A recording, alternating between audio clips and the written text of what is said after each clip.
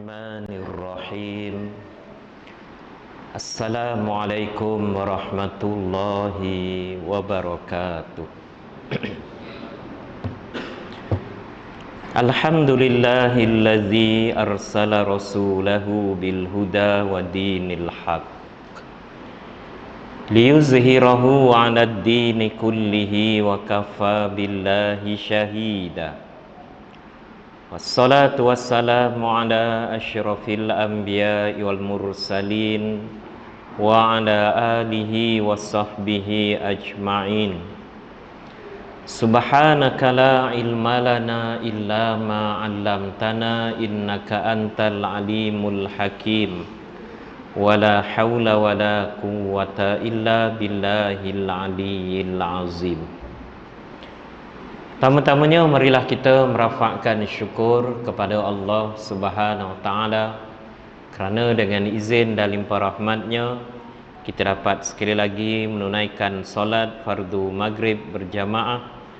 Dan marilah di antara maghrib dan isyak ini kita niat iktikaf berada di rumah Allah di majlis ilmu ini.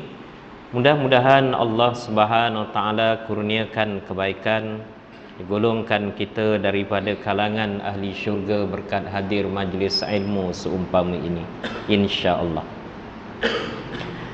Hari ini tuan-tuan sekalian, maghrib ini masuk tanggal yang ke-6 daripada bulan Rabiul Awal. Dan pada minggu lepas, pada 13 hari bulan September 2023 adalah hari Rabu yang terakhir pada bulan Safar. Ada di kalangan kita yang menerima TikTok ataupun FB ataupun video dan sebagainya, khususnya daripada negara jiran, yang menyatakan bahawa hari Rabu, hari terakhir Rabu pada bulan Safar akan turunnya bala bencana. Dan disebutkan bahawa bala tersebut berjumlah 320,000 bala. Lalu dia mengajak masyarakat supaya tuan-tuan sekalian mengelakkan bala berkenaan, antaranya dengan melakukan solat hajat 4 rakaat dan seumpamanya. Jadi sebenarnya tuan-tuan yang dirahmati Allah, di negara kita ini dan di Nusantara, negara kita pada tahun 1930-an, 40-an, 50-an, 60-an, awal 70-an, ya, kepercayaan seumpama ini berleluasa di kalangan masyarakat, iaitu mereka yakin, mereka percaya apabila masuknya sahaja hari Rabu terakhir pada bulan Safar, mereka yakin, mereka percaya bahawa akan turunnya bala dan bencana. Dan dengan sebab itu mereka melakukan beberapa perkara bagi menolak bala berkenaan. Antaranya dengan mereka mendatangi, pergi ke pantai-pantai yang berhampiran. Kalau di Negeri Sembilan, di Port Dickson, kalau di Selangor, di Kuala Langat, di Morib, kalau di Melaka, di Tanjung Keling, di Pulau Pinang, di bahagian luar, dan begitulah juga di beberapa negeri yang lain. Antaranya dengan mereka mengadakan pesta pantai. Kalau di Kelantan, Terengganu, mereka sebut sebagai puja pantai. Antaranya dengan mereka mengadakan majlis ataupun apa yang disebut sebagai adat budaya, mandi tolak bala ataupun mandi safar. Jadi insya-Allah pada malam ini kita akan lihat kedudukan perkara bid'ah dan khurafat, terutamanya mandi safar ini, yang nampaknya ada usaha-usaha untuk tuan-tuan sekalian, masyarakat kembali semula kepada kepercayaan yang dilarang oleh Islam ini. Pertama sekali tuan-tuan yang dirahmati Allah, Islam ini dia menerima apa sahaja adat ataupun budaya ataupun resam yang diamalkan, sama ada oleh orang Islam ataupun oleh mereka yang bukan Islam. Selagi mana adat, budaya dan resam tersebut ianya tidak bertentangan dengan Al-Quran, tidak bertentangan dengan hadis Nabi sallallahu alaihi wasallam. Contohnya, Masyarakat Arab jahiliyah sebelum daripada kedatangan Islam yang dibawa oleh Nabi Muhammad sallallahu alaihi wasallam, ya, antara adat budaya mereka cukup menghormati tetamu yang datang. Tamu yang datang ke rumah dia akan raikan, sediakan makan minum, sediakan malah tempat tidurnya, sehingga berapa lama? Sehingga 3 hari 3 malam, ya. Jadi bila Islam datang, Islam tidak menolak, ya, malah Islam menggalakkan supaya, ya, bila tetamu, dhaif ataupun duyuf datang ke rumah kita, hendaklah kita raikan mereka, layan mereka. Ada kawan datang rumah kita, tuan-tuan sekalian, kita suruh isap okok je, keluar okok saja tak, ya, musim cempedak kita goreng cempedak, kodoknya macam-macam tuan-tuan sekalian keluar, ya. Tidak lain dan tidak bukan adat ini sampai hari ini ia merupakan kesan daripada Islam yang dibawa oleh Nabi Muhammad sallallahu alaihi wasallam. Ada satu kisah yang menarik yang diceritakan, ya, oleh Nabi sallallahu alaihi wasallam, ya, berkaitan dengan peristiwa di zaman Bani Israel. Bagaimana seorang lelaki, ya, malaikat datang kepadanya bahawa diberitahu bahawa ajalnya akan sampai esok, dia akan mati besok. Lalu dengan redha dia terima khabar tersebut. Orang lain tak tahu bila akan mati, dia tahu besok dia akan mati, ya, malaikat yang menyampaikan. Lalu tuan-tuan sekalian, dia pergi ke tempat beli barang, kita kata pasar lah, ya, beli tuan-tuan barang keperluan, ya, terutama untuk makan yang terakhir, makan malam terakhir bersama dengan ahli keluarganya, ya, sementara menunggu besok mati, ya. Keluar daripada tempat beli barang tersebut, dia terserempak dengan sahabatnya yang puluhan tahun tak jumpa, lama dah tak jumpa. Lalu apa dia buat? Gembiranya dia ajak datang ke rumah, ya, raikan dia, ya, bagi makan minum kepadanya, ya, berikan tempat tidur untuknya, sambil dia menunggu hari terakhir, hari besok yang dikhabarkan dia akan mati, meninggal dunia. Besok bangun tidur selamat, tak mati, ya, lusa tak mati lagi.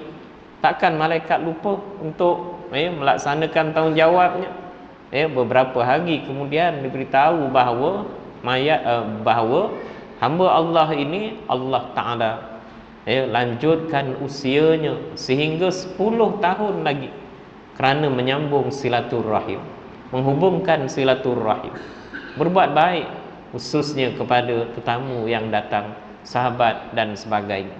Kita hari ini saya yakin dah mula dah, setiap minggu ada kenduri kahwin, setiap minggu ada jemputan, walimah, ya, tahlil dan sebagainya.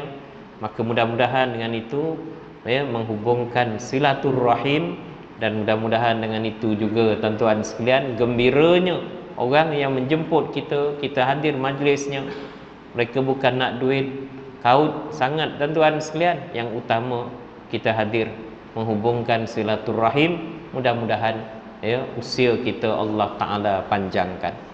Sebaliknya, orang yang nak pendek umur, putus silaturahim, adik-beradik, rakan-rakan, jiran tetangga, ya, kerana kucing berak, ya, sebelah rumah jiran yang kita bela misalnya, kadang-kadang menyebabkan jadi pergaduhan, ya, yang berpanjangan. Yang keduanya, dalam masa yang sama Islam menolak apa sahaja adat, budaya ataupun resam yang bertentangan dengan Al-Quran dan hadis, ya. Di Mesir misalnya, saya berbalik daripada Mesir tuan-tuan sekalian, ya, sempat ziarah di Madinah 1 malam, sempat umrah 2 malam tuan-tuan sekalian, kemudiannya di Mesir lebih kurang 3 minggu. Di Mesir ini tuan-tuan sekalian, kita sedia maklum, ya, ada sungai yang kedua terpanjang di dunia, Sungai Nil, ya, sungai terpanjang, Sungai Amazon di Brazil. Sungai Nil ini sungai yang kedua terpanjang di dunia, 6.400 km, ya, daripada Ethiopia, Habsyah, melalui beberapa negara, Rwanda, Tanzania, ya, termasuklah di Kongo, termasuklah di Sudan, dan juga di Mesir, tuan-tuan sekalian. Ya. Ada satu kisah yang menarik yang disebut oleh guru-guru kami di Al-Azhar, tuan-tuan sekalian. Ya. Sebelum daripada kehadiran ataupun kedatangan Islam di Mesir, mereka juga hidup dalam keadaan tidak kenal agama. Hidup dalam keadaan jahiliah. Ya. Dan Sungai Nil ini disebutkan bahawa setiap tahun ada dua riwayat. Pertama, dia akan melempah, akan banjir dan menyebabkan kematian ramai di kalangan penduduk yang tinggal dekat dengan ataupun berhampiran dengan lembangan Sungai Nil tersebut. Yang kedua, tuan-tuan sekalian, kemusnahan, ya, di kalangan di kemusnahan binatang ternakan, tanam-tanaman dan seumpamanya. Satu riwayat lagi menyebut bahawa surut ataupun kemarau panjang berlaku juga menyebabkan kematian manusia, orang dan seumpamanya.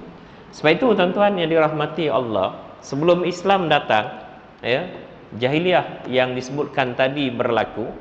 Apa yang mereka buat? Mereka yakin bahawa Sungai Nil ini ada penunggu, dan penunggu ini setiap kali kemarau panjang, setiap kali banjir berlaku, dia kena bagi korban. Lalu apa yang dikorbankan?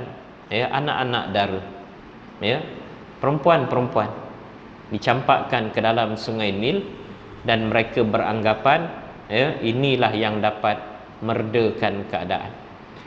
Bila Islam datang, tuan-tuan sekalian, di Mesir, yang dibawa oleh sahabat yang bernama Amru bin Al-As radhiyallahu anhu.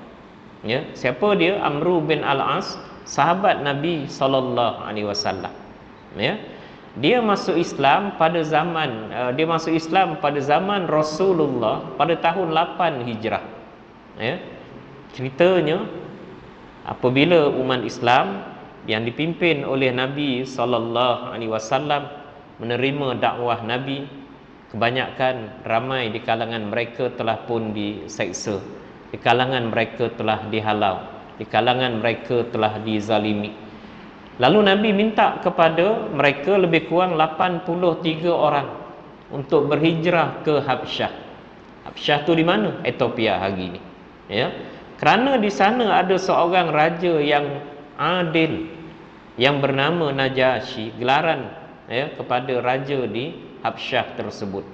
Dia ini tidak Islam, tetapi dia ini seorang yang beriman kepada Allah Subhanahu Wa Taala, membaca kitab Injil yang diturunkan kepada Nabi Isa alaihi salam. Jadi 83 orang sahabat Nabi diketuai oleh Sayyidina Ja'far bin Abu Talib berhijrah ke Habsyah, disambut dan diterima oleh rajanya, Raja Najasyi berkenaan. Beberapa lama kemudian, orang-orang musyrikin Mekah, pemerintah mereka menghantar dua orang utusan daripada Mekah, termasuklah Amru bin Al-As yang masa itu belum Islam lagi, supaya menghadap Raja Najasyi tersebut, membawa, tuan-tuan sekalian, barang-barang berharga, emas, perak dan seumpamanya, diberikan rasuah, cubaan rasuah kepada Raja Najasyi, dan memaklumkan bahawa mereka ini 83 orang Islam ni orang jahat. Mereka ni lari daripada Mekah. Lalu, tuan-tuan sekalian, Raja Najasyi yang adil ini, yang beriman pada Allah Ta'ala ini, yang membaca kitab Injil ini, dia tak dengar aduan satu pihak, dakwaan satu pihak sahaja. Lalu diminta di kalangan ketua, di kalangan 83 orang tersebut, Sayyidina Ja'far bin Abu Talib, betul ke apa yang didakwa oleh mereka ini? Apa kata, tuan-tuan sekalian, Sayyidina Ja'far bin Abu Talib? Memang kami dulunya kami ni orang yang jahat, orang yang membunuh, saling berbunuhan di antara kami. Di antara kami membunuh anak-anak perempuan, di antara kami menyembah berhala-berhala yang kami cipta, yang kami buat sendiri. Alhamdulillah, semuanya berubah dengan kehadiran, kedatangan Rasul yang bernama Nabi Muhammad sallallahu alaihi wasallam. Lalu dia membaca, ya, Ja'far bin Abu Talib membaca beberapa ayat daripada Al-Quran, ya, dengan penuh, ya, tawaduk, tuan-tuan sekalian. Ya, Raja Najasyi ini mengamat-amati apa yang disampaikan, ya, ayat yang dibacakan, sehingga menitis air matanya. Ya, ini disebut dalam kitab Sirah Nabawiyah Al-Mubarakfuri. Menitis air matanya sampai janggutnya basah. Sehingga dia menyebut apa? Ya, apa yang kamu baca dengan apa yang aku baca dalam kitab Injil, min aslin wahid, adalah daripada sumber yang satu, daripada Allah Subhanahu wa taala. Lalu dihalau, tuan-tuan sekalian, Amru bin Al-As, ya, utusan daripada musyrikin Mekah, benarkan umat Islam di bawah yang dipimpin oleh Ja'far bin Abu Talib sehingga beberapa lama. Ya. Kemudiannya, tuan-tuan sekalian, Amru bin Al-As, ya, masuk Islam pada tahun 8 Hijrah, dan kemudiannya di zaman Saidina Umar Al-Khattab, dia telah diutuskan untuk membuka negara Mesir. Berapa ramai tentera yang dibawa? 4,000 orang sahaja. Tentera Romawi, tuan-tuan sekalian, yang sedang menguasai Mesir, berapa ramai? 50,000 orang. Ya, akhirnya berlaku pertempuran yang hebat dan umat Islam berjaya, tuan-tuan sekalian, menawan Mesir. Dia berhadapan dengan orang yang apabila berlakunya setiap tahun berlakunya banjir ataupun kemarau panjang surut tadi air sungai Nil ini, mereka korbankan wanita, korbankan perempuan, campak dalam sungai Nil, beri makan kepada penunggu sungai Nil. Ya, jadi bila Islam datang mesti merubah manusia. Ya, dia tak benarkan lagi wanita perempuan dicampak jadi korban.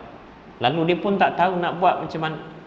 Dia tulis surat kepada Khalifah Saidina Umar bin Al-Khattab di Madinah, menceritakan kisah orang-orang Mesir ini, ya, yang selama ini apabila berlakunya banjir ataupun surut kemarau, mereka mengorbankan wanita dan sebagainya.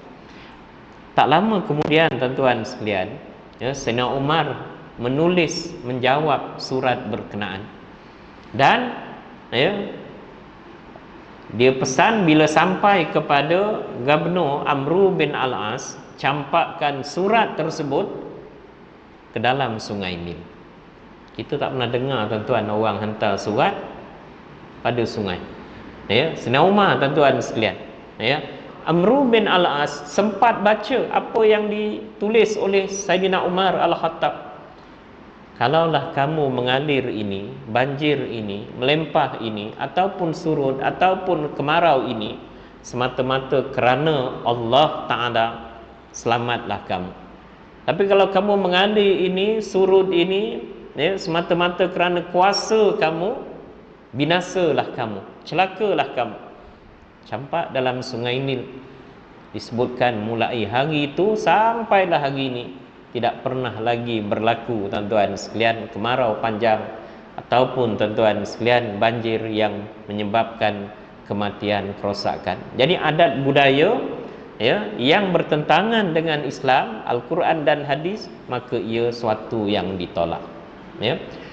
Ada orang hantar, tuan-tuan sekalian, ke pejabat mufti wilayah persekutuan. Ya, dia kata kepercayaan hari Rabu terakhir pada bulan Safar akan turunnya bala ini, dia kata memang ada dalam hadis Nabi. Nabi pun sebut. Tuan-tuan sekalian. Jadi insya-Allah malam ini kita lihat, tuan yang mungkin nak rujuk nanti boleh juga kepada laman web Pejabat Mufti Wilayah Persekutuan. Kita terbitkan artikel ini, amalan mandi Safar pada 16 Ogos 2017, dibaca seramai hits, ya, seramai 77,873 orang. Mandi Safar ini adalah satu amalan turun-menurun dalam masyarakat Melayu. Ya. Sama ada di Malaysia, sama ada di Kalimantan, di Riau, di Brunei, di Singapura, ya, dan di beberapa negara yang ramai orang Melayu yang lain. Ya. di mana diadakan pesta mandi manda pada hari Rabu terakhir pada bulan Safar dengan tujuan menolak bala, di mana pada pagi tersebut orang ramai mandi di pantai, sekurang-kurangnya minum air yang telah direndam kertas safar, ya, ataupun papan kecil yang ditulis kalimat-kalimat tertentu, ya, minum airnya mereka yakin akan terhindar daripada bala. Apa yang berlaku, mereka nak tolak bala, tapi bala yang datang tuan-tuan sekalian menimpa mereka, ya. Saya sebut tuan-tuan sekalian, di satu masjid yang saya mengajar, ada orang Tanjung Keling tuan-tuan, memang asal Tanjung Keling Melaka. Pesta tersebut ustaz memang hari Rabu, tapi pesta itu berlangsung berapa lama? 3 hari 3 malam. Tahun 20-an 30-an, mana ada kereta lagi, kereta petrol tuan-tuan sekalian di Malaysia ni, di tanah Melayu ni. Jadi yang datang daripada seluruh Melaka itu ke pantai Tanjung Keling menaiki kereta lembu tuan-tuan sekalian. Banyaknya berapa ramai? Sampai 200 ke 250 kereta lembu yang orang gunakan untuk sampai ke Tanjung Keling. Jadi bila rumah dah kosong, pencuri penyamun pun bermaharaja lela tuan-tuan. Habis banyak rumah kena pecah, harta banyak kena curi dan sebagainya. Yang kedua, pesta 3 hari 3 malam tersebut ada di dalamnya tuan-tuan sekalian, acara hiburan. Kalau di Kelantan diadakan wayang kulit, diadakan tuan-tuan sekalian nyanyian hiburan, menjemput antaranya penyanyi, penari, pondan, dipanggil Ghazal, Pati dan sebagainya.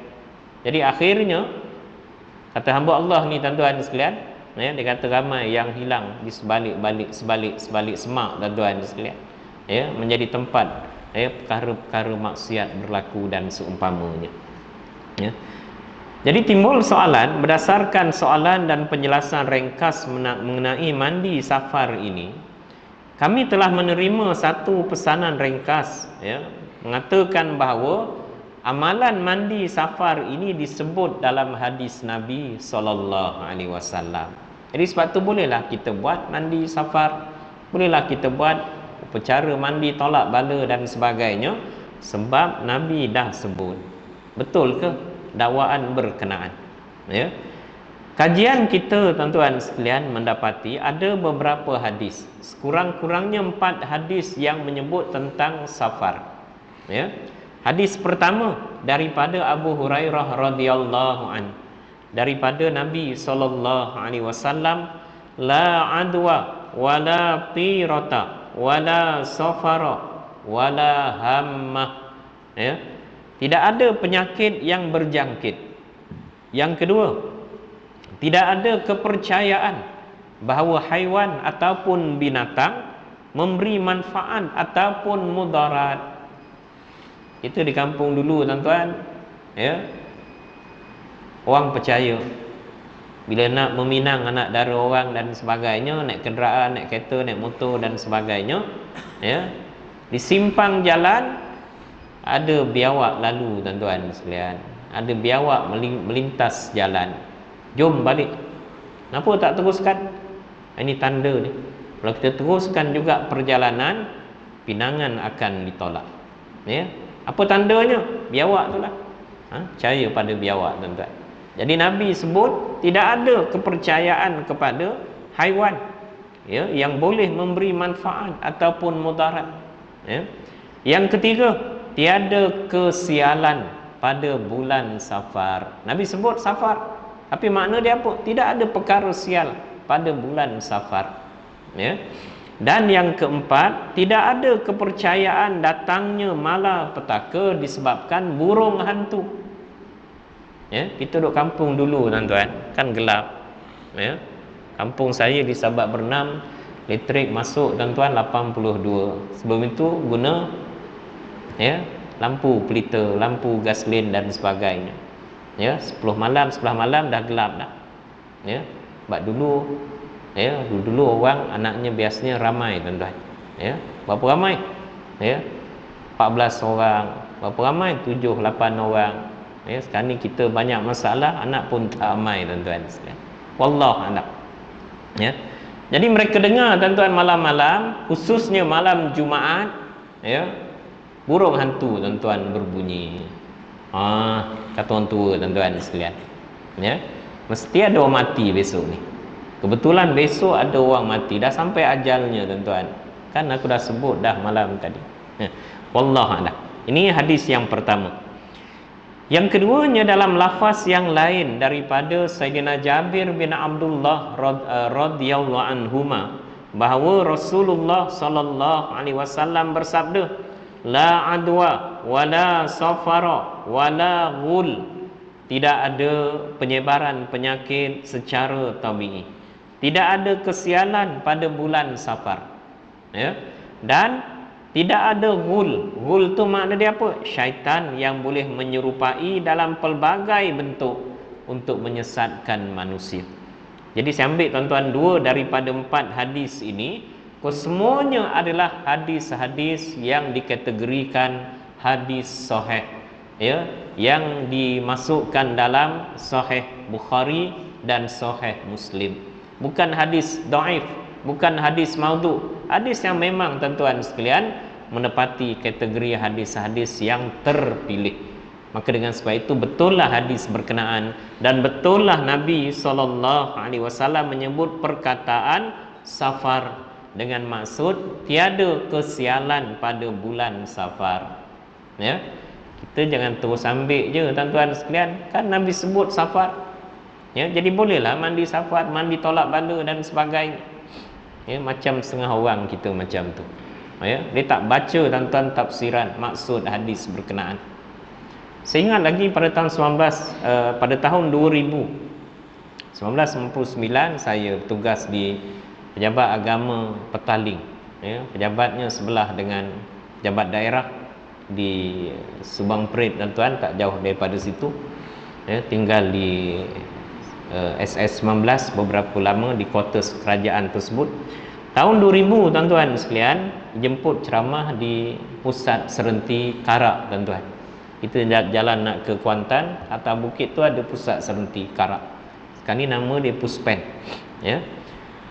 Mereka ini, penghuni-penghuni ini terlibat dengan dadah. Ada yang 6 bulan, ada yang 12 bulan, ada yang disambung beberapa bulan dan sebagainya. Baik itu ustaz yang bekerja di pusat Serenti ni, pening kepala tuan-tuan. Dah habis dah tempoh. Jadi bila nak keluar tuan-tuan setelah 6 bulan, 12 bulan, ya, jumpa ustaz nak balik, nak keluar ni, boleh tak janji dengan ustaz? Janji apa tu? Janji jangan datang lagi sini. Yang tu tak boleh janji lah ustaz. Yang lain semua boleh janji. Ya. Ceramah tuan-tuan sekalian setengah jam. Ya. Ada di kalangan mereka bertanya tuan-tuan. Ya, ustaz, kami start dadah ni ustaz, bukan sebab apa? Quran pun sebut tentang dadah ustaz. Baik tu kami start dadah. Mana pula ayat dalam Quran sebut dadah? Fi amadim mumaddadah. Ni ustaz. Jadi janganlah kita macam tu tuan-tuan. Orang cerdik, orang berilmu ini, dia baca tuan-tuan sekalian bukan secara literal semata-mata, dia faham tafsirannya, maksudnya dan seumpamanya. Jadi selain daripada ayat-ayat ataupun selain daripada hadis-hadis Nabi SAW tersebut, kita lihat beberapa pandangan di kalangan para ulama. Banyak tuan-tuan sekalian, antaranya saya ambil pandangan Ibnu Rajab Al-Hambali. Ibnu Rajab Al-Hambali menyebut berkaitan perkara ini, maksud Safar dalam hadis yang disebutkan dalam 4 hadis berkenaan, ada beberapa maksud. Pertama, maksud hadis tersebut adalah menafikan apa yang dilakukan oleh masyarakat Arab jahiliyah. Mereka tuan-tuan sekalian berperang pada bulan Muharram. Masuk saja bulan Safar, mereka berhenti. Ini tak betul ni. Tak kira lah bulan apa pun, perang memang tak boleh. Ya. Tapi masyarakat jahiliah sebelum Islam tuan-tuan sekalian, mereka yakin bulan-bulan haram ini tak boleh. Sedangkan Islam menafikan perkara berkenaan. Yang kedua, Masyarakat Arab jahiliyah menganggap bahawa akan berlaku perkara buruk apabila masuknya bulan Safar. Ya, inilah yang diterima oleh sebahagian masyarakat Melayu, tuan-tuan sekalian. Sampai hari ini mereka menggelarkan bulan Safar sebagai bulan sial, bulan turunnya bala. Ya, di negara jiran hantar video dan sebagainya, berapa banyak bala akan turun pada hari tersebut, hari Rabu terakhir bulan Safar, yang orang Jawa sebut Rabu Pungkasan ataupun Rabu Wekasan. Tuan jangan tanya saya pula apa makna dia. Itulah Rabu terakhir pada bulan Safar, 320,000 bala akan turun. Ya, maka Nabi SAW menolak kepercayaan tersebut melalui hadisnya la safar, maknanya tidak ada sial, tidak ada bala yang berlaku pada bulan-bulan tertentu berkenaan. Pandangan kedua ini adalah pandangan yang paling hampir maknanya. Banyakkan orang-orang yang jahil menyangka bahawa akan berlakunya perkara buruk di bulan tertentu, lalu mereka mencelanya, mengatakan dia sial. Ada di antara mereka yang melarang melakukan beberapa perkara tertentu pada bulan-bulan Safar ini. Apa di antaranya? Tak boleh meminang, tak boleh berkahwin pada bulan Safar. Kalau dia minang, confirm akan ditolak. Kalau dia berkahwin, mereka yakin, percaya, oleh kerana bulan Safar ini bulan yang sial, maka perkahwinan akan tidak kekal lama, berlakunya cerai-berai. Ya, malah tuan-tuan sekalian, mereka yakin tak boleh memulakan perjalanan, musafir, travel pada bulan Safar. Mereka akan ditimpa bala dan sebagainya. Dan malah lebih teruk daripada itu, yang sampai boleh membawa kepada syirik, merosakkan akidah, apabila mereka menyembelih binatang tertentu. Ketika berpesta di pantai, mereka tuan-tuan menyembelih kambing ataupun lembu, dan mereka niatkan hanyutkan kambing dan lembu tersebut ke tengah-tengah laut, supaya mereka yang menjadi nelayan, mereka dapat menangkap banyak ikan, sebab penunggunya dah bagi makan kambing, dah bagi makan lembu tersebut. Orang yang di Tanjung Karang, di Sekincan, yang buat padi, tuan-tuan sekalian, sama juga, sembelih ayam, sembelih kambing dan sebagainya, letak di tengah-tengah sawah, dengan mereka yakin setiap tempat itu ada penunggunya. Jadi mudah-mudahan dengan itu mereka yakin padi akan menjadi, padi tidak akan ditimpa penyakit, padi akan banyak dan sebagainya pada tahun berkenaan. Jadi dalam Islam, tuan-tuan sekalian, ini disebut perkara khurafat, yang bid'ah, yang tidak, tuan-tuan sekalian, diterima dalam Islam, malah ia dibimbangi boleh membawa kepada syirik dan merosakkan akidah. Satu. Yang keduanya, apa maksud bid'ah sebenarnya, tuan-tuan sekalian? Bid'ah ini bermaksud perkara baru dalam agama yang Nabi tak pernah buat. Cuma di sana, tuan-tuan sekalian, kita ambil pandangan pertengahan. Bid'ah ini terbahagi dua. Satu, bid'ah hasanah, bid'ah yang baik, yang boleh kita lakukan, yang harus kita lakukan, walaupun Nabi tak buat, walaupun sahabat Nabi tak buat. Misalnya, tuan-tuan sekalian, apa dia? Kita minggu depan sampai tarikh 12 Rabiul Awal, kita menyambut hari kelahiran Nabi SAW, Maulidur Rasul. Nabi tak pernah buat, sahabat tak pernah buat. Ratusan tahun selepas Nabi wafat, baru di kalangan umat Islam melakukan sambutan Maulidur Rasul. Kenapa, tuan-tuan sekalian? Umat Islam dah semakin jauh daripada agama. Maka dengan sebab itu perlu diingatkan. Lalu dalam majlis Maulidur Rasul ini dibaca berkaitan sirah perjalanan hidup Nabi SAW. Lalu, tuan-tuan sekalian, diadakan apa yang disebut sebagai membaca marhaban, selawat dan sebagainya, mengingati Nabi SAW. Jadi biasanya acara sambutan Maulidur Rasul ni sama je tuan-tuan. Ya. Pertama mesti ada marhaban. Yang kedua mesti ada syarahan. Dan yang ketiganya mesti ada makan tuan-tuan sekalian. Ya, kambing dan sebagainya. Kita azan ke kita terus ni? Terus. Sebab itu tuan-tuan sekalian, ini yang disebut sebagai bid'ah hasanah. Perkara baru dalam agama, Nabi tak pernah buat, tetapi tidak bertentangan dengan hadis ataupun ayat di dalam Al-Quran. Malah dilakukan oleh umat Islam daripada dulu sampai hari ini. Ya. Dan ini juga menepati apa yang disebut oleh Nabi SAW, man ahabbani kana ma'i fil jannah. Siapa yang kasih kepada aku, siapa yang sayang kepada aku, siapa yang sebut nama aku, selawat ke atas aku, nescaya dia akan bersamaku di dalam syurga. Mudah-mudahan tuan-tuan sekalian, ya, tidak lain dan tidak bukan masjid buat program Maulidur Rasul, Ma'al Hijrah dan sebagainya untuk kita mengingati tuan-tuan sekalian detik kelahiran Nabi yang membawa tuan-tuan sekalian, ya, hikmah yang membawa tuan-tuan sekalian hidayah kepada manusia. Kita tidak dapat bayangkan kalau Nabi tidak lahir di atas dunia ini. Ya, sudah pasti kalau dulu kitanya sembah berhala, sembah pokok, sampai hari ini kita akan melakukan perkara yang sama. Yang keduanya tuan-tuan sekalian, bid'ah dolalah. Ini yang dilarang. Perkara baru dalam agama yang Nabi tak pernah buat, tetapi bertentangan dengan Al-Quran dan hadis Nabi SAW. Apa contoh tuan-tuan sekalian? Ajaran yang disebut ajaran anti hadis. Ya, Jamaah Al-Quran Malaysia.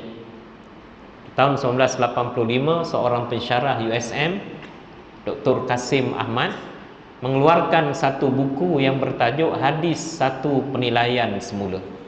Apa dia punya tuan-tuan sekalian perkara yang nak disampaikan? Hadis adalah ciptaan rekaan Nabi Muhammad.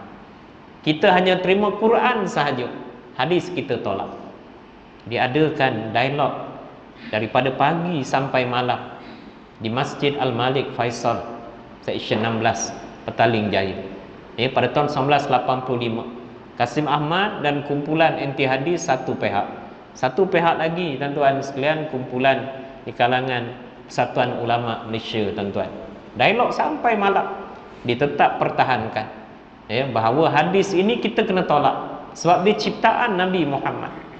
Sedangkan di dalam Al-Quran dengan jelas menyatakan, wa ma yantiqu anil hawa in huwa illa wahyu yuha. Tidaklah Muhammad itu bercakap sesuatu daripada hawa nafsunya, melainkan wahyu daripada Allah. Sama ada namanya Al-Quran ataupun namanya hadis Nabi SAW. Dengan itu tuan-tuan, seluruh jawatan kuasa fatwa seluruh 14 negeri di Malaysia memfatwakan bahawa ajaran anti hadis yang dibawa oleh Kasim Ahmad adalah sesat dan murtad, terkeluar daripada Islam. Ya, ini tuan-tuan sekalian bid'ah dolalah, perkara baru dalam agama tetapi bertentangan dengan Islam, Al-Quran dan hadis. Yang kedua, di kampung Nakhoda, Batu Cave, Selangor. Tuan, kalau jumpa Masjid Amaniyah, ya, kalau kita nak ke Hulu Yang, ya, bawa anak cucu mandi tepi jalan tu kan, ya, kita akan jumpa satu kampung, nama dia Kampung Nakhoda. Ya, apa yang Kampung Nakhoda istimewanya tuan-tuan sekalian sehingga disebut-sebut, ya, Kampung Nakhoda ini menjadi tempat penempatan satu kelompok ajaran yang difatwakan sesat dan murtad sejak tahun 70-an, ajaran Qadiani. Ya, ajaran Qadiani ini mereka mendakwa bahawa selepas Nabi wafat ada nabi lain namanya Mirza Ghulam Ahmad yang lahir di India pada tahun 1786. Ya. Jadi mereka bawa tuan-tuan sekalian ajaran ini sampailah ke Malaysia. Di Kota Kinabalu ada, di Pekan Jeram Kuala Selangor ada, ya, dan di Kuala Lumpur di Kampung Nakhoda, Batu Cave. Ya. Jadi tuan-tuan kena ingat, bukan satu kampung nak hoda tu sesat murtad dah, sekelompok kecil sahaja. Mereka ada suraunya, rumah ibadat mereka, nama pun nama Islam, Baitus Salam. Tapi syahadah mereka apa tuan-tuan? Asyhadu an la ilaha illallah wa anna ghulam Ahmad Rasulullah. Aku nak saksi tiada Tuhan melainkan Allah, dan aku nak saksi Ghulam Ahmad itu Rasulullah. Ya, sampai hari ini. Dulu yang bawa India Muslim. Ya, sekarang ini ketuanya orang Melayu, orang Islam. Ya, orang Melayu tuan-tuan sekalian. Ainul Yakin, orang Melayu. Nama pun nama Melayu. Jadi sebab itu kenapa saya sebut tuan-tuan, ikutlah lepas ni tuan-tuan dapat besan ke orang orang Batu Cave ke orang kampung Nahoda, kena cek dulu lah. Ya, suruh mengucap dulu tuan-tuan sekalian. Ya. Ini bid'ah dalalah. Ada satu ajaran tuan-tuan sekalian di kampung Melayu Rawang. Mandi wajib, tak payah mandi seluruh tubuh badan. Ya. Mandi wajib, ambil air, celupkan ibu jari ni, jari telunjuk ni dalam air tersebut. Itu mandi wajib dia kata. Ini bid'ah dalalah. Ya. Antaranya lagi tuan-tuan sekalian, ya, satu ajaran yang disebut ajaran Harun bin Mat Sa'ad ataupun Elias Tuhan Harun. Dimula dengan skim cepat kaya pada tahun 1990-an. Masa tu tuan-tuan di Taiping Pak Man Telo. Ini antaranya tuan-tuan. Tawarkan skim cepat kaya, melabur 1,000 dapat 3-4 ribu dalam masa sebulan. Ramai terpengaruh. Ya. Kawan saya satu imam besar di satu masjid negeri tuan-tuan sekalian pun tinggal jadi imam. Masuk tuan-tuan kumpulan Harun Mat Sa'ad ini. Mula-mula dia bayar tuan-tuan, lama-lama tak bayar. Hilang. Ya, tak ada lesen deposit daripada masjid, daripada bank negara. Sehingga bank negara tuan-tuan bekukan asetnya berapa banyak? 200 juta ringgit. Tak tahu ke mana hilang. 2012 dia ditangkap di Kuantan, Pahang. Ya. Dia digelar oleh pengikut-pengikutnya Tuhan Harun kerana dia pernah meramalkan, ya, kiamat berlaku 12 Disember tahun 2012. Bila kiamat tak berlaku pada tarikh tersebut, pengikut tanya dia. Dia kata dosa kamu banyak lagi, sebab itulah, ya, kiamat tak turun lagi. Ya, sampailah beberapa insiden tuan-tuan sekalian. Akhirnya dia mati dalam kes perbicaraan, menembak mati ketua kuasa agama di Kuantan. Ya, ini juga satu daripada bid'ah dalalah. Bid'ah baru dalam agama yang sesat, yang menyeleweng daripada Islam. Adapun di Selangor tuan-tuan sekalian, ya, kita mengisytiharkan 19 perkara yang merupakan amalan orang Islam, orang Melayu di Malaysia ini. Ia adalah perkara khilafiyah. Perkara yang kita tuan-tuan sekalian ada pandangan kata begini, ada pandangan kata begini. Jadi menjadi kesalahan kalau kita kata ia adalah bid'ah baca Yasin malam Jumaat. Ini perkara khilafiyah. Ya. Apalagi tuan-tuan sekalian membaca tahlil, membaca talqin, membaca doa 1 Muharram, akhir tahun sebelum maghrib, awal tahun selepas maghrib adalah perkara khilafiyah. Ya, kita jemput penceramah, dia kata siapa baca Yasin malam Jumaat sesat, murtad. Tuan-tuan boleh buat aduan, ya, supaya dia siasat. Sebab undang-undang kita Selangor di wilayah persekutuan ia perkara tuan-tuan khilafiyah. Perkara khilafiyah kita kena buat macam mana? Kita kena berlapang dada. Ya, berlapang dada tuan-tuan. Imam Syafi'i menjadi imam, ya, di Masjid Nabawi. Ya, dalam mazhab Hanafi, mazhab Syafi'i, subuh kita membaca doa kunut. Ya. Dia dijemput untuk menjadi imam solat subuh, yang makmumnya anak-anak murid Imam Malik. Yang subuh memang tak baca doa kunut macam tuan-tuan semayang di Masjidil Haram, Masjid Nabawi. Tapi pagi subuh itu Imam Syafi'i tuan-tuan sekalian tak baca doa kunut. Bila ditanya kenapa tak baca doa kunut, kan dalam mazhab kamu gitu gini. Ya, aku nak meraihkan makmum di belakang aku. Inilah orang yang hebat, tuan-tuan sekalian. Dr. Sudais menjadi imam di Masjidil Haram. Bila dijemput ke masjid wilayah persekutuan, tuan-tuan sekalian, menjadi imam solat Jumaat. Ya. Kita kalau solat Jumaat ataupun solat fardu biasa di Masjidil Haram, ya, Fatihah bermula dengan Alhamdulillahi Rabbil Alamin. Kita tak dengar bacaan bismillah. Ini khilafiyah. Ya. Maka dengan sebab itu tuan-tuan, bila sampai di masjid wilayah persekutuan jadi imam, dibaca bismillah. Ya, kenapa tuan-tuan? Nak meraihkan orang di belakang ini yang memang berpegang dengan mazhab Syafi'i yang menyatakan bahawa ya, Fatihah itu termasuklah bacaan Bismillahirrahmanirrahim. Jadi apa yang kita kena buat tuan-tuan, perkara khilafiyah berlapang dada. Jangan kita tuan-tuan menyatakan, ya, mengatakan orang ni sebagai sesat, orang ini sebagai murtad berdasarkan hanya kepada perkara-perkara khilafiyah yang sepatutnya kita tuan-tuan sekalian, ya, yang sepatutnya kita berlapang dada. Akhirnya tuan-tuan sekalian, ya, macam mana kita nak menolak bala? Ya. Sebab itu kita digalakkan supaya banyak berdoa.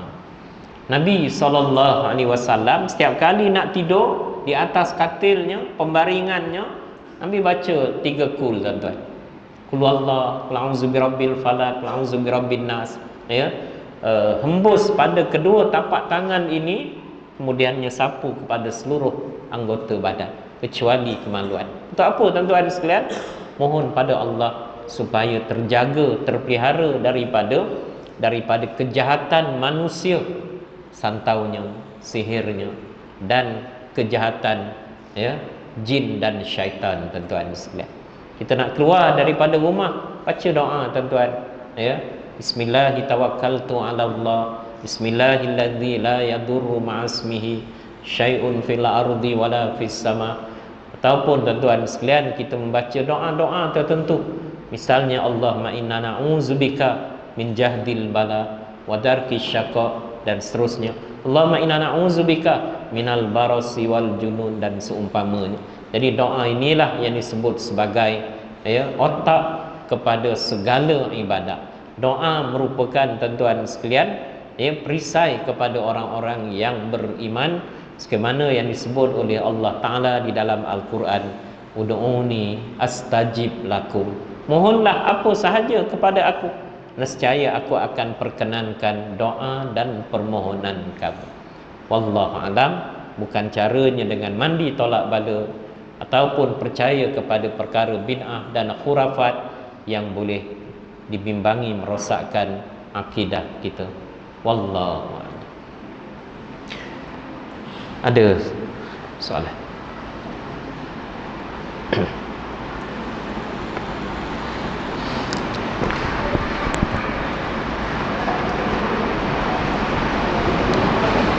Assalamualaikum Ustaz. Saya nak bertanya mengenai ajaran-ajaran sesat, bid'ah dan sebagainya itu. Apakah tindakan-tindakan kita masih nampak ada lagi? Ya. Terima kasih. Apa tindakan tuan-tuan sekalian? Pertama, oleh pihak berkuasa, ya, Jabatan Agama, Jabat Mufti ataupun PDRM dan seumpamanya, SKMM dan seumpamanya. Pertama, mesti ada undang-undang, ya, supaya bila kita tuan-tuan sekalian ambil tindakan, tangkap ke, dakwa ke, hukum dan sebagainya, mesti ada undang-undang. Undang-undang berkaitan ajaran sesat ini disebut sebagai fatwa. Fatwa maknanya, ya, hukum yang telah diputuskan oleh pihak berotoriti. Jadi di Malaysia ni pihak berotoriti fatwa siapa dia? Jabatan Mufti. Ya. Apabila dia telah digazetkan, diwartakan, maka dia menjadi undang-undang. Ya, sama ada di mahkamah sivil ataupun di mahkamah syariah. Jadi sebarang pelanggaran, ya, fatwa tersebut boleh dikenakan tindakan. Ya. So fatwa tuan-tuan sekalian berkaitan ajaran sesat di Selangor ini, kita ada 45 ajaran sesat. Nabi sebut umatku akan berpecah kepada berapa? 73 golongan. Satu sahaja yang selamat, ahli sunnah wal jamaah. Yang lainnya sesat. Kita tuan-tuan Selangor sahaja 45 ajaran sesat. Wilayah Persekutuan 38. Seluruh negara lebih 100. Jadi tuan-tuan sekalian, daripada 45 ajaran sesat di Selangor ini, 2 difatwakan sesat dan murtad. Tadi itulah Qadiani. Yang keduanya tuan-tuan anti hadis. Yang lainnya sesat dan menyeleweng. Maka sebarang pelanggaran menjadi pengikut, mempromosikan ajaran tersebut, sekiranya kita ada maklumat dan sebagainya, kita boleh hubungi pihak berkuasa, penguasaan jaiz dan sebagainya, dan mereka boleh dikenakan tindakan. Tindakan tu apa dia? Penjara. Tindakan tu apa dia? Denda. Dan tindakan itu sebat sekiranya berkaitan. Contohnya, satu ajaran digombak, nama dia ajaran Haji Kahar, Rasul Melayu. Haji Kahar tuan-tuan, itulah ajaran sesat ni, banyak haji juga tuan-tuan. Dalah lorong-lorong Haji Taib, Haji Kahar. Haji Kahar ni tuan-tuan sekalian, dia mendakwa dia Rasul Melayu. Dibawa satu ayat Al-Quran, tapi ayat Quran ini diterjemah sendiri. Dia tak ikut tafsir Ibnu Katsir ke tak. Ayat itu berbunyi, walaqad ba'atsna fi kulli ummatir rasulah. Dia tak baca ayat selepas, ayat sebelum tak baca. Apa ayatnya? Dan sesungguhnya kami telah utuskan setiap umat seorang rasul.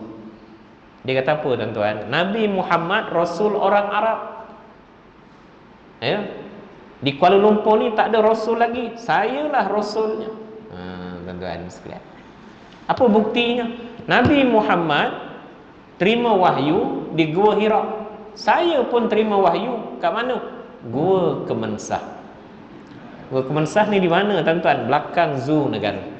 Zoo Negara ada kampung Melayu, ada kampung asli, ada Gua Kemensah tuan-tuan. Jaiz tangkap atas kesalahan, melanggar fatwa, ajaran sesat dan sebagainya, 15 tahun penjara. 3 pertuduhan maksimum, 5 pertuduhan, 5 kali 3 tahun penjara maksimum, 15 tahun penjara. Dia berkelakuan baik dalam penjara Kajang, dibebaskan selepas 12 tahun kemudian. Kebetulan masa itu saya berkhidmat sekejap di jabatan penjara. Saya tanya kawan-kawan, betul ke? Betul Ustaz, dia dah bebas dah.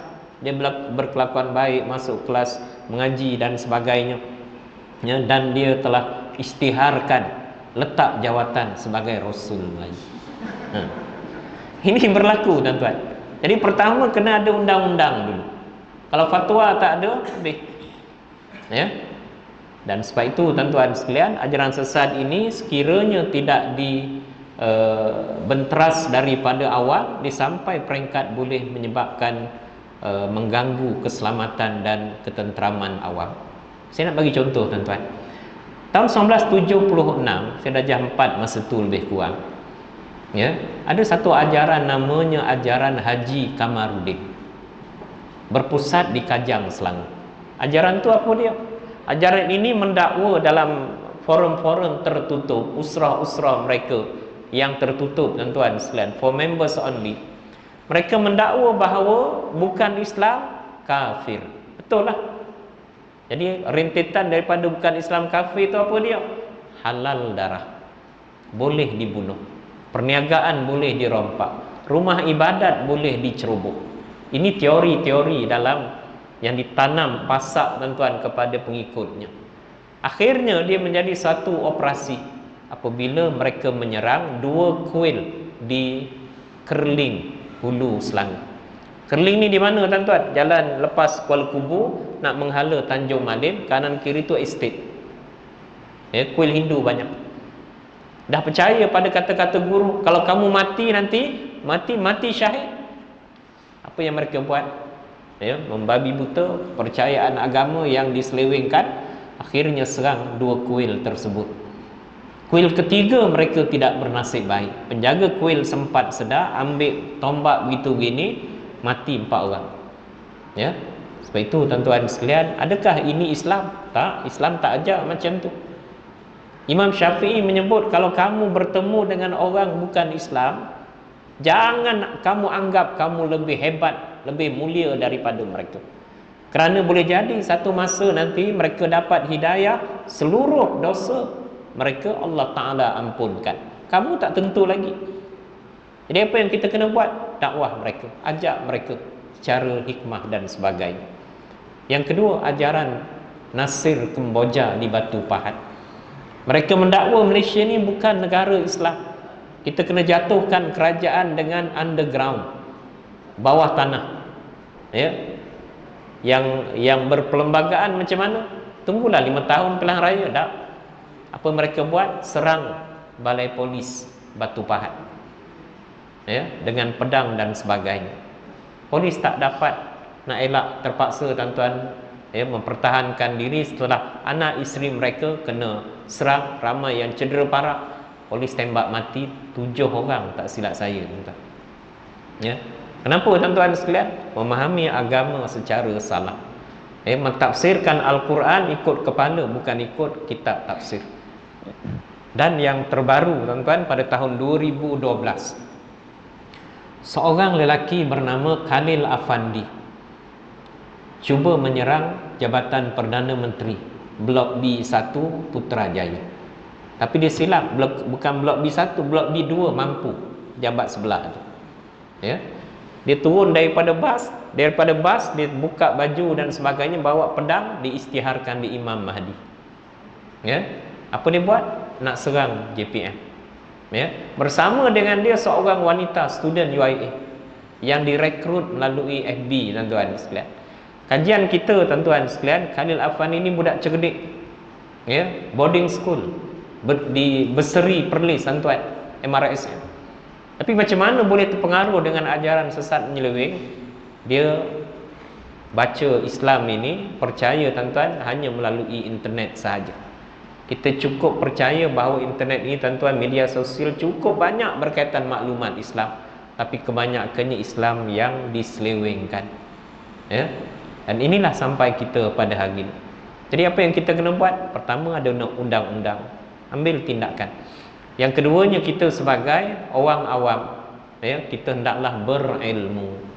Ya, berilmu ni maknanya apa tuan-tuan? Mengimarahkan majlis-majlis ilmu seumpama ini di masjid, di surau. Ya, dan menerima ilmu itu tuan-tuan daripada mereka yang bertauliah. Ada orang marah.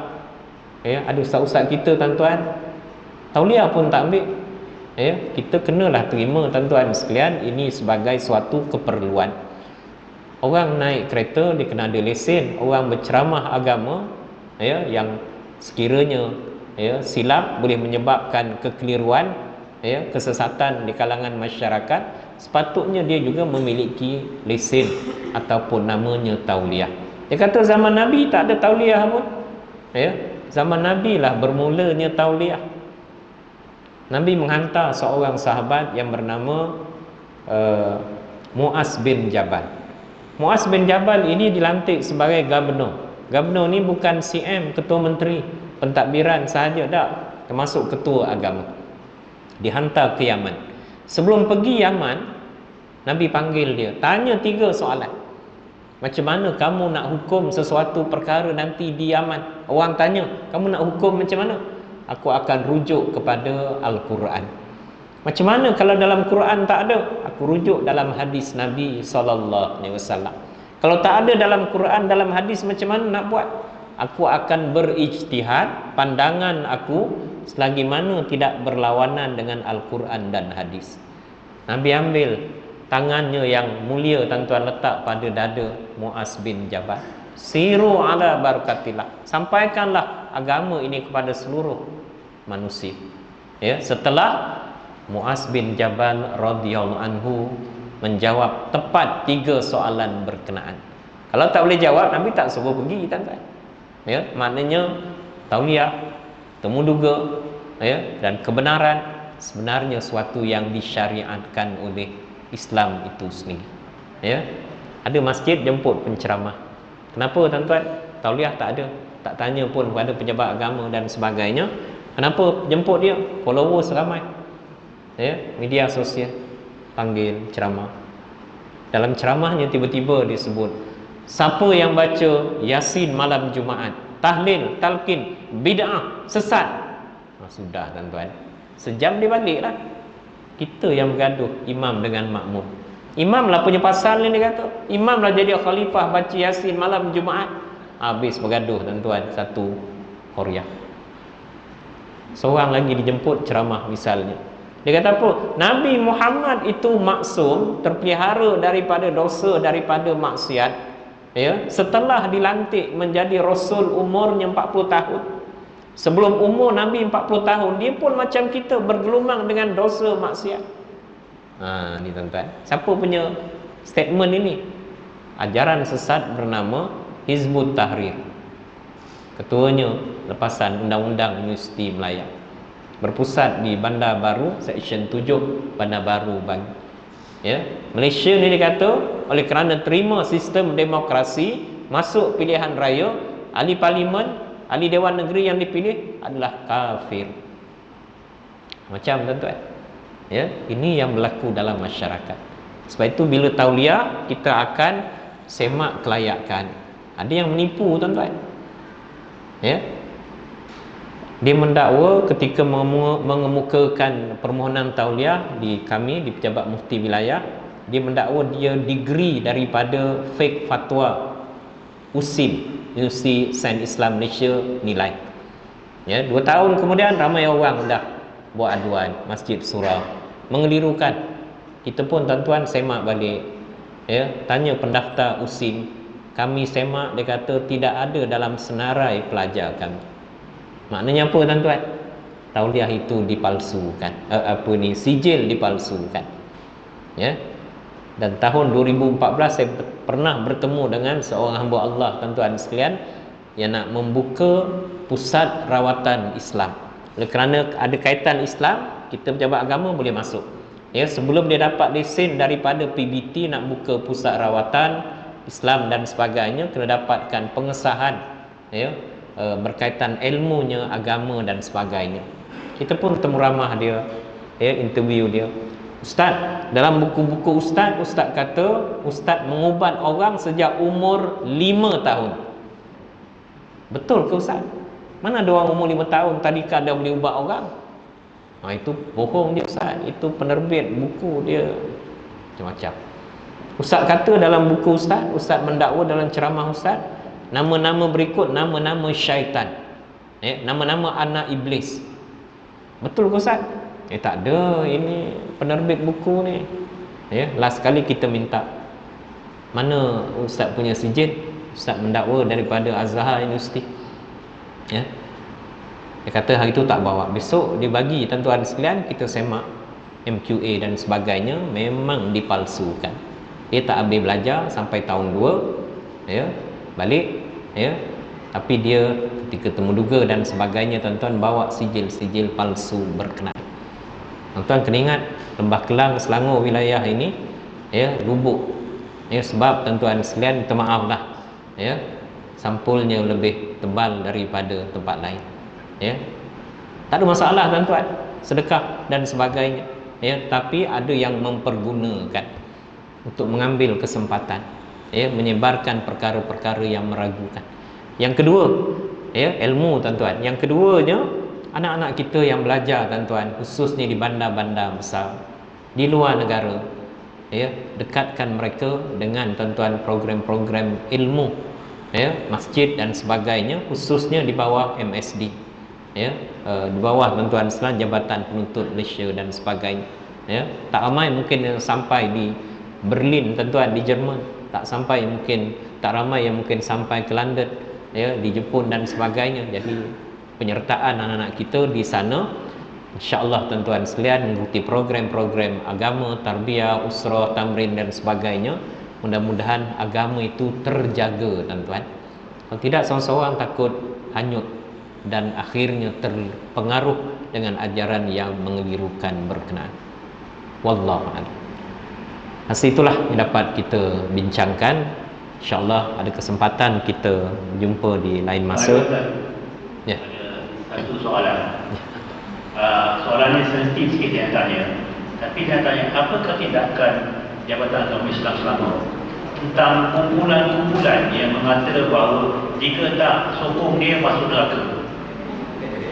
Jadi saya maaf soalan saya tanya, tapi apa yang tindakan dari Jahid dan yang Jahid beri nasihat kami di sini bertindak untuk beri nasihat, apa cara buat? Wallahu a'lam. Itu kena panjang lah, ya, kena spesifik dan sebagainya. Macam yang berlaku di parlimen, ya, 1-2 hari ini, tuduhan-tuduhan dan sebagainya, ya, berkaitan qazaf, ya, berkaitan dengan rasuah dan seumpamanya. Jadi kita kena nasihat secara umum, ya, sebab kita pun tak tahu maksud sebenarnya, ya. InsyaAllah pejabat mufti wilayah persekutuan berkaitan isu di parlimen itu akan keluarkan besok, ya, dari segi pencerahan hukum etika perbahasan di parlimen. Yang kedua, tuan-tuan sekalian, sepatutnya kita, ya, umat Islam, ya, dalam kita bercakap, kita kena, tuan-tuan sekalian, menjaga tutur kata kita, ya. Dan ini, tuan-tuan sekalian, disebut dalam banyak ayat, dalam banyak hadis Nabi dan sebagainya. Di antaranya, ya, bercakaplah kamu, tapi sekiranya tuan-tuan sekalian, maka diam itu lebih baik, ya. Wallahu a'lam. Yang ketiga, tuan-tuan sekalian, ya, apabila kita bercakap, memberikan ucapan dan sebagainya, sekiranya menyentuh perkara yang berkaitan dengan agama, hukum syara, syurga neraka dan sebagainya, mestilah dijelaskan, ya, kepada masyarakat apa maksud sebenarnya, ya. Jangan dibagi statement umum menyebabkan masyarakat tertanya-tanya apa maknanya, apa maksud dia, ya. Dan yang keempat, tuan-tuan sekalian, kita tak nafikan isu-isu berkaitan politik kepartaian ini menyebabkan, ya, di kalangan masyarakat dia ada mempunyai pegangan tersendiri. Ada yang sokong ini, ada yang sokong ini dan sebagainya, ya. Kita dalam grup WhatsApp pun sama, tuan-tuan sekalian. Kadang-kadang kita pun, tuan-tuan, jemu dah. Kamu nak bincang politik sampai bergaduh begini begitu gini, buat kumpulan WhatsApp politik sahaja misalnya. Jadi perkara seumpama ini, tuan-tuan sekalian, kita kena tangani dengan ilmu, ya. Jadi ilmu itu amat penting sehingga Allah Subhanahu Wa Taala menurunkan ayat pertama, bukan suruh semayang. Ayat pertama daripada 6236 ayat bukan suruh berjihad, berperang. Ayat pertama suruh kita cerdik, berilmu.